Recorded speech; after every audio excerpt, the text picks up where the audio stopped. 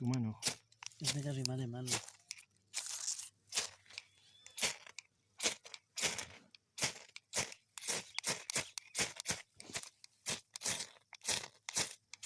Es una canita de... Ahí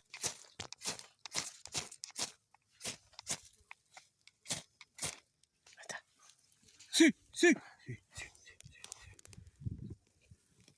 ¿Lo ponemos ahí o lo llevamos? No. No, ponerle ramita. Ramita, Fede. Ahí te escucho, pequeño. Ahora que tiene. Lo logramos, muchachos, al estilo antiguo. Qué bueno, la primera que lo uso. Acá con el gran core y un chupito.